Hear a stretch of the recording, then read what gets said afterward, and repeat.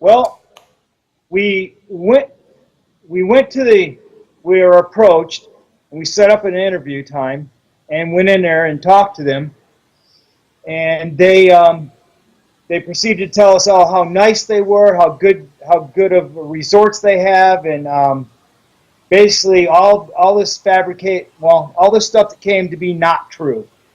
So for since we've had it, we've only used it once, and we sent my stepdaughter on her honeymoon.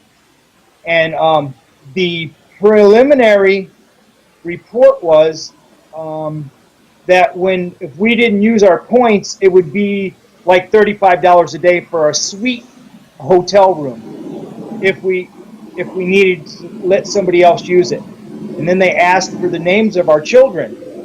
Well, what I've come to find out is that even if Christy and I die, our kids are ultimately responsible, because we put their names on them, for making the payments for the timeshare, for the maintenance fees. It never goes away. So we paid them $850 so my stepdaughter could go on her honeymoon. Okay, we've been paying on this timeshare religiously, and just recently I found out the part about even if we were to die, that our kids are responsible for it because we put their names down on it, and we're paying maintenance fees for them in a place called RCI. I have no idea who they are. I think it's their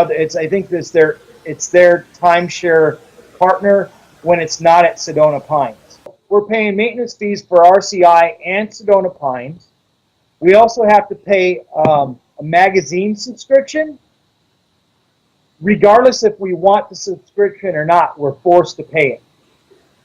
Okay, and then I found out like a year or so ago that because we didn't pay it in full, and that we're paying $3 a day accruing interest until we get the timeshare paid off. And the way they got it set up, and the way our money is, that if we pay it off at the amount that they want us to, it'll be like 10 years or 15 years before we can ever have it paid off. Okay, so our payment is $148 a month. Of that $148, $90 to $99 a month depending on how many days a month there is, goes to interest fees. So they're accruing interest at $3 a day, and the rest of that money goes towards the timeshare. And there's no getting out of it. They will not release you for nothing. And now I know why, because the maintenance fees are so bad. It's a scam. It's a good scam if you're on the other end of it. It's not a good scam if you're on my end of it. Okay?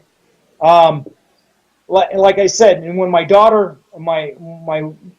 she's my fiance, but when she told me that we're paying for her daughter to go, I said, well, then just use the timeshare. It'll be cheaper.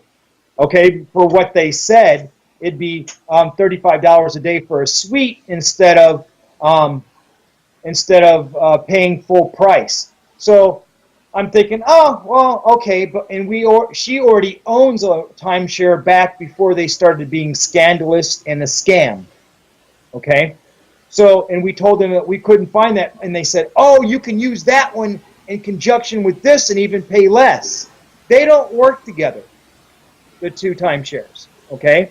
So we don't need the second timeshare, and they won't let us out of it, like I stated earlier. And then in the contract it says once we pay for it, that we can't sell it unless Sedona Pines wants to buy it first. And I went to a lawyer the other day to find out if we can get out of it, and they want close to $6,000. Okay? And they said if we quit paying on it, they'll make sure our credit is restored. We don't even have that.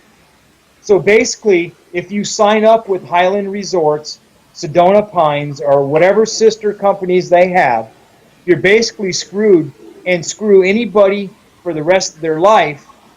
And I don't know how it gets passed down to the kids, but the way the lawyer explained it to me, my kids and her kids, or anybody that we put on that's able to use the timeshare, are left paying for this if we die.